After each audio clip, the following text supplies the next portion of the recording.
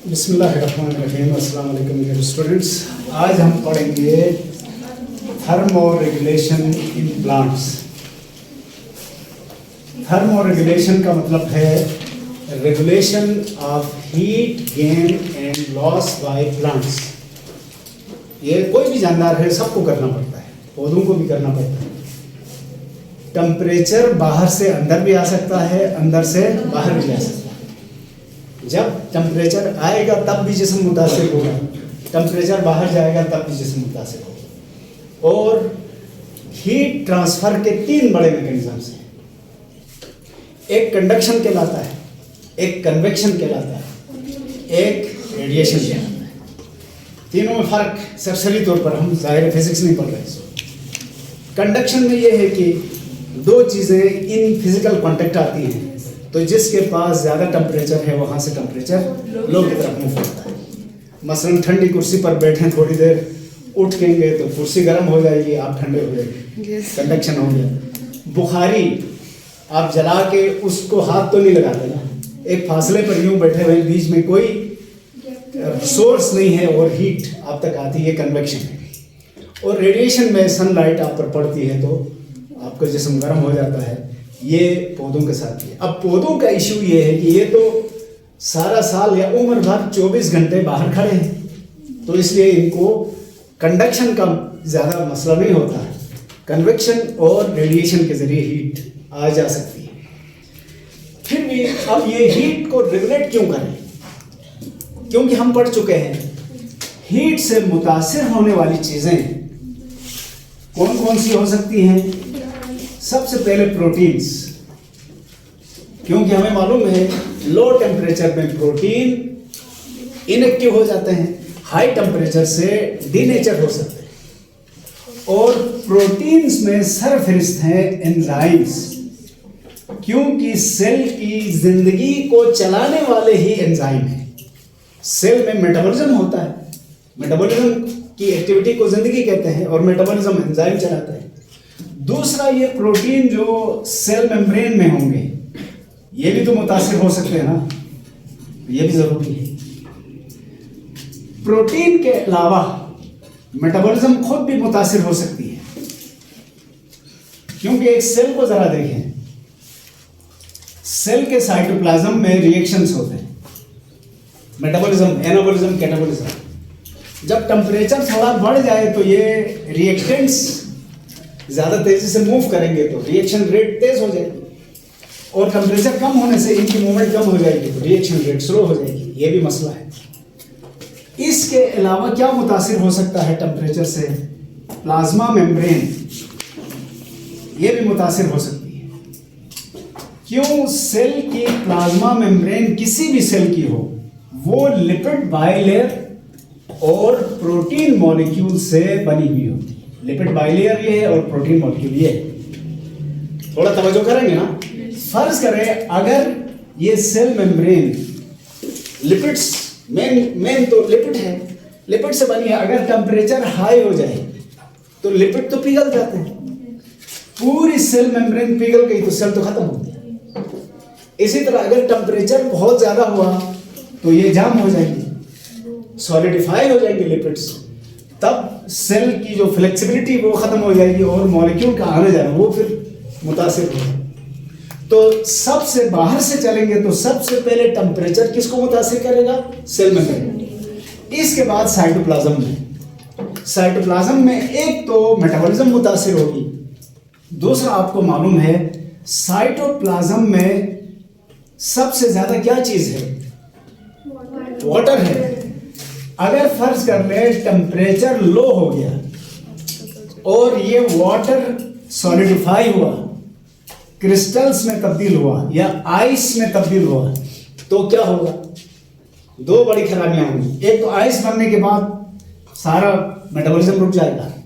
दूसरा, हम जानते हैं कि लिक्विड वाटर जब सॉलिड में तब्दील होता है तो उसका वॉल्यूम बढ़ता है। वॉल्यूम बढ़ेगा तो सेल रप्चर होगा कि नहीं? उसकी मेम्ब्रेन और सेल वॉल रप्चर हो जाएगी, तो सबसे बड़ा मसला ये भी होगा। तो इसका मतलब ये हुआ कि overall variations in temperature disturb cell membrane fluidity, cytoplasm, metabolic rate, enzymes and other proteins, ये सारे मुतासिर होंगे तो जिंदगी खतरे में पड़ जाएगी। मैंने बहुत बड़ी बात कह दी बेटा, यानी अगर थर्मो रेगुलेशन नहीं करेंगे तो पौधे मारे जाएंगे, इसलिए लाजमी है कि थर्मो रेगुलेशन करें। अब देखते हैं हाई टेम्परेचर हो तो क्या करें, लो टेम्परेचर हो तो क्या करें।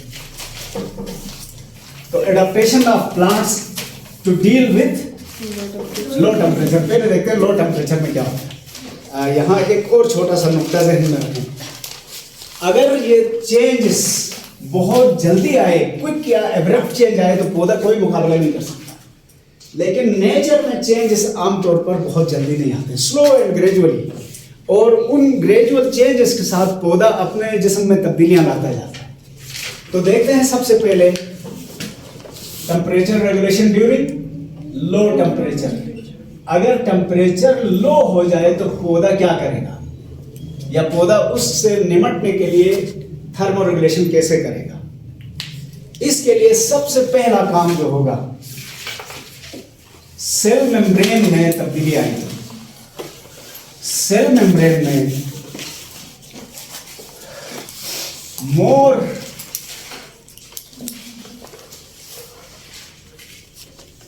अनसैचुरेटेड लिपिड्स, याद आया कुछ? लिपिड्स की कितनी अक़साम थी?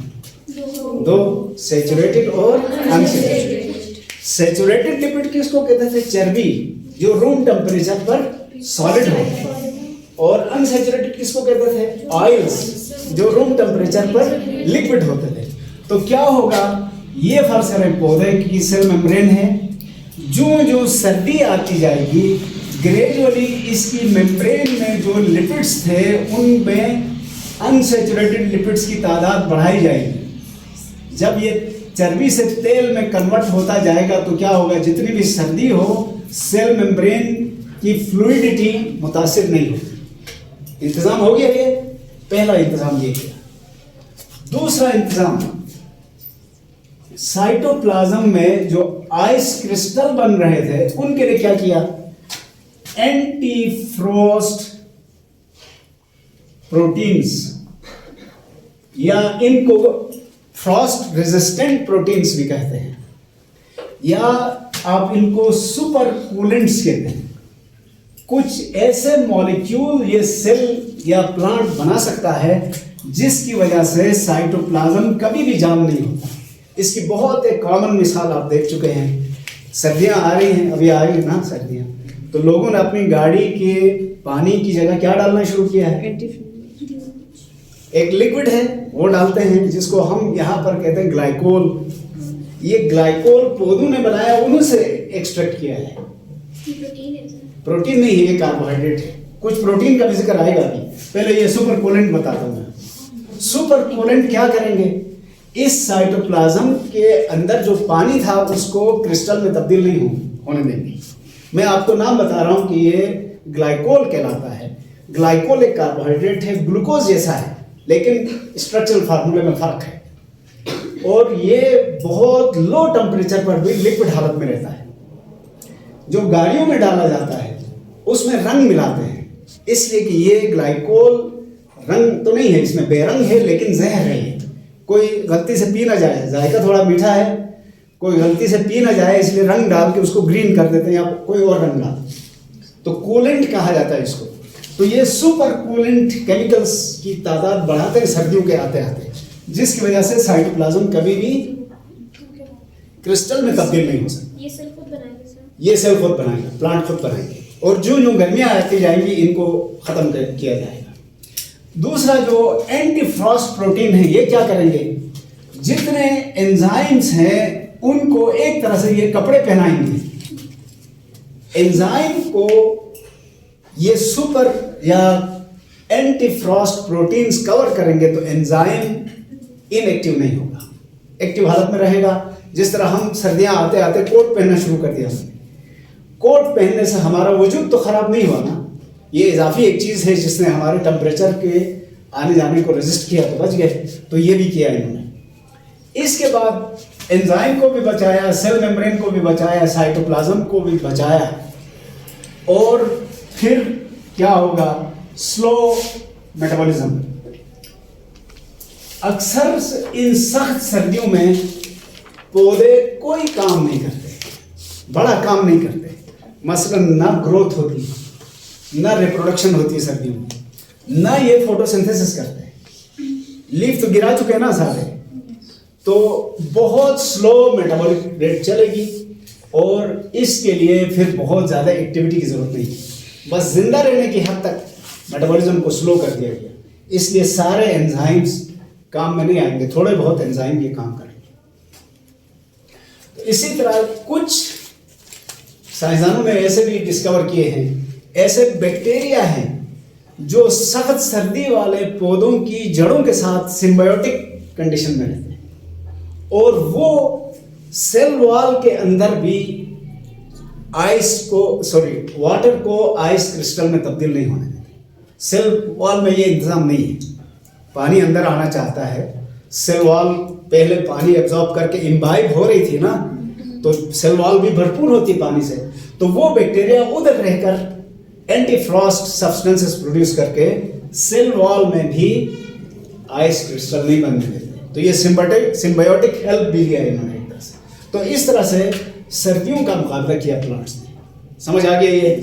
अच्छा, अब मैं पॉइंट्स में बताया, आप बुक रीडिंग करेंगे और जो तरीका आपको इजी लगता है उसको अडॉप्ट करेंगे। अब हाई टेम्परेचर बिल्कुल इसके उलट है।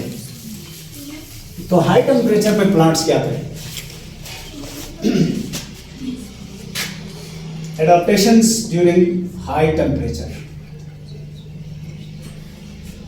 हाई टेम्परेचर को अगर अपनी मर्जी पर छोड़ा जाए तो सबसे पहले तो सेल मेम्ब्रेन पिघल जाएगी, पिघल के खत्म हो जाएगी। तो यहां पर इसका हल निकाला इन्होंने सबसे पहले। In cell membrane more saturated lipids are accumulated.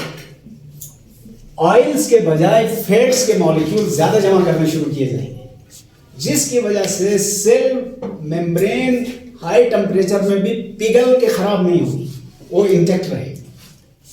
एक तो ये किया। दूसरा क्या किया? Heat shock absorbing proteins. ऐसे प्रोटीन्स बनाए जाएंगे जो हाई टेम्परेचर को बर्दाश्त कर सकते हैं। इनकी भरमार होगी साइटोप्लाज्म में और ये एंजाइम को भी जरूरत पड़ी तो प्रोटेक्ट करेंगे। इस तरह ये काम भी किया। इसके अलावा गर्मियों में क्या किया जाता है? शदीद गर्मी हो जाती है तो स्टोमेटा आर क्लोज्ड। स्टोमेटा को बंद करके अंदर जो मेटाबॉलिक एक्टिविटी हो रही थी लीफ में, उसको मिनिमाइज किया जाएगा। उस वक्त सारे एंजाइम को इन हीट शॉक प्रोटीन से कवर किया जाएगा, तो एंजाइम उस वक्त काम नहीं करेंगे। और इसी तरह, लेकिन ये नौबत अमूमन नहीं आती है, कूलिंग इफेक्ट बाय ट्रांसपायरेशन। असल में देखा जाए तो सबसे बड़ा जो इवेंट है पौधों में होने वाला यही है। मैंने पिछली दफा जिक्र किया था आपसे, पौधों को लीफ से गर्म पानी को गैस बना के बाहर निकाला जाता है। जब वो पानी बाहर निकलता है तो ट्रांसपायरेशन पुल जनरेट होती है जो नीचे रूट से पानी लेकर ऊपर आती है। तो रूट्स कौन सा पानी ऊपर ले आते हैं? जो जमीन के अंदर वाला पानी निस्बतन ठंडा है, और वो ठंडा पानी पौधे के पूरे वजूद से होते हुए जब ऊपर से गिरना शुरू हो जाएगा तो पौधे को ये मसाइल फेस करने ही नहीं पड़ेंगे। अगर फिर भी करना पड़ा तो ये करेंगे। तो कूलिंग इफेक्ट मिलता है इनको ट्रांसपायरेशन से, जिसके नतीजे में ये सब कुछ करने की जरूरत नहीं है। ये थे एडाप्टेशंस ड्यूरिंग हाई टेम्परेचर। तो पौधों ने हाई टेम्परेचर से बचने का भी इंतजाम किया, लो टेम्परेचर से बचने का इंतजाम किया, यानी अपनी सर्वाइवल की हर कोशिश की है। ठीक हो गया बेटा? अब अगला टॉपिक क्या है? सपोर्ट। पहले आप मुझे सपोर्ट के माने बताएं, फिर मैं आगे बढ़ूंगा वर्णन में। सहारा। सहारा क्या होता है? सपोर्ट। सहारा सपोर्ट है, सपोर्ट सहारा है। तो एक चक्कर में फंस गए ना, चक्कर में नहीं फंसना, आपने बाहर निकलना है। देखें, थोड़ा तवज्जो करें, मैं आपको बताता हूँ सपोर्ट क्या है। Support, the ability of an organism to strengthen itself or stabilize itself against environmental stresses। मैं लिख देता हूं, फिर आप बाद में समझेंगे। The ability of an organism to strengthen or stabilize itself against environmental stresses, against environmental stresses। क्या मतलब हुआ? माहौल से जानदारों के ऊपर मुख्तलिफ तरह के दबाव पड़ते रहते हैं, उन दबाव के खिलाफ अपने आप को मुस्तहकम करना, ये सपोर्ट कहलाता है। आया कुछ समझ में? नहीं आया। मिसाल बताऊंगा तो आएगा ना। देखें, फर्ज करें एक पौधा खड़ा है या हम खड़े हैं, हम पर एनवायरमेंटल स्ट्रेस क्या अप्लाई हो रहा है? ग्रेविटी। सबसे पहले ग्रेविटी हमें नीचे खींच रही है, हम अपने आप को ऊपर खींच रहे हैं, तो एक मुकाबला है। और सुबह से लेकर शाम तक ये मुकाबला चलता है, और ग्रेविटी हमें इतना एग्जॉस्ट कर देती है कि आखिर में तंग आकर रात को हम अपने आप को ग्रेविटी के हवाले कर देते हैं। लेटते हैं कि नहीं? लेट गए तो अब ग्रेविटी फिर खींचती है, लेकिन उस वक्त हम एनर्जी इतनी नहीं लगाते हैं। फिर हम लेटे लेटे बेहोश होकर 6-7 घंटे सोते हैं। सो के जब उठ रहे होते हैं तो अगले दिन के लिए हमने एनर्जी स्टोर की है। अगले दिन उस एनर्जी की मदद से हम फिर दिन भर ग्रेविटी के साथ मुकाबला करते हैं। फिर हम कहते हैं थक गए, कहते हैं कि नहीं? थक हार के, मसलन आप स्कूल से आते हैं तो मेरे बच्चे भी आते हैं, मुझे पता है, मेन गेट से ही बस्ता फेंक के कोई इधर फेंकते हुए आते हैं, हम तो थक गए, आते ही लेट जाते हैं। ये ग्रेविटी है जो मुसलसल हमें खींच रही है, हम तो फिर भी सो जाते हैं। पौधा बेचारा तो रात को भी खड़ा है, तो कितनी स्ट्रेस अप्लाई होती है इनके ऊपर। ग्रेविटी मुसलसल खींचती है, उसके खिलाफ अपने आप को मजबूत रखना, खड़ा रखना, ये सपोर्ट है। दूसरा स्ट्रेस क्या है? मूविंग एयर, कभी हल्की कभी तेज आंधी, ये भी किसी पौधे को कभी उधर लिटाती है कभी इधर, लेकिन पौधा उसका भी मुकाबला करके खड़ा है। कभी जॉल्ट्स, भूचाल या जलजला आता है, वो भी हिलाता है उसके खिलाफ। इसी तरह कभी पानी स्ट्रेस की शक्ल इख्तियार करता है, कभी हवा, कभी मिट्टी, कभी ग्रेविटी, तो मुसलसल है। इन सब के खिलाफ अपने आप को स्टेबल रखने को क्या कहते हैं? सपोर्ट। आज के बाद सपोर्ट की डेफिनेशन सहारा और सहारे की डेफिनेशन सपोर्ट नहीं होनी चाहिए। ये समझ में आ गया? अब है पौधे को सपोर्ट की क्यों जरूरत। अगर आपको याद हो तो हमने शुरू में एक जुमला कहा था कि पौधे अपने आबा व अजदाद की सरजमीन पानी को छोड़कर बाहर आए हैं, लैंड। तो पानी एक थिक मीडियम है, वो बहुत ज़्यादा सपोर्ट दे रहा था, लेकिन एयर थिन मीडियम है, ये हवा सपोर्ट नहीं दे सकती, बल्कि एक स्ट्रेस बन जाती है। लिहाजा लैंड में आने वाले पौधों को नीड मोर सपोर्ट। तो इनको सपोर्ट की जरूरत पड़ी, तो इन्होंने इस सपोर्ट के लिए क्या किया? अब पौधों ने, आज के जो कामयाब तरीन पौधे हैं, उन्होंने 3 तरह से इसके लिए इंतजाम किया। सबसे पहले टर्जिडिटी, इससे मदद ली। जब टर्जिडिटी बहुत बड़े साइज के लिए नाकाफी साबित हुई, तो इन्होंने क्या किया? सपोर्टिंग टिश्यूज, खास इसी सपोर्ट के लिए मखसूस सेल्स बना डाले, जिनकी सेल वॉल इतनी मजबूत और थिक और मोटी है कि ये पौधे को आसानी सपोर्ट दे सकते हैं। तीसरा क्या किया? अरेंजमेंट ऑफ टिश्यूज, तरतीब से भी सपोर्ट मिलती है, बाज़ चीजों की तरतीब से भी सपोर्ट मिलती है। मिसाल के तौर पर कभी गौर किया, ये दीवार पे ईंटें एक के ऊपर एक वो सुतुर या साल डाल के क्यों प्लान करके खड़ी करते हैं। अगर एक अंदर एक बाहर एक यूं एक टेढ़े मेढ़े दीवार बनाएंगे तो वो कच्ची दीवार हो जाए। बिल्कुल ज्योमेट्रिकल एंगल्स के मुताबिक आप ईंट पर ईंट रखते चले जाएंगे तो 100 मंजिल की बिल्डिंग भी आप बना सकते हैं। तो अरेंजमेंट बहुत जरूरी है। यहाँ कौन से मॉलिक्यूल अरेंज हुए हैं वो हम बाद में देखेंगे। पहले मैं याद दिलाता हूँ, सपोर्ट आपको समझ में आ गया। सपोर्ट के लिए पौधों ने क्या हिकमत अमली अपनाई है, 3 टेक्निक्स डेवलप की है। पहले टर्जिडिटी पर डिपेंड किया है, फिर सपोर्टिंग टिश्यूज डेवलप किए हैं मखसूस इसी काम के लिए, और फिर टिश्यूज की अरेंजमेंट से काम किया है। और अब इन तीनों कामों के बाद पौधा इस हद तक पहुंच गया है कि बहुत हाई राइजिंग प्लांट्स हैं और आराम से खड़े हैं, ग्रेविटी को भी बर्दाश्त कर रहे हैं, जल्जले भी झेल जाते हैं, हवा तेज हवाओं को भी बर्दाश्त कर लेते हैं। बाज इंसान भी जाके हिलाते हैं ना पत्ते, हम भी जालिम लोग हैं, बकरी के पत्ते उतारने के लिए जाके दरख्तों को हिला हिला के तंग करते हैं, तो उनके ऊपर स्ट्रेस डालते हैं, सबको ये बर्दाश्त करते हैं।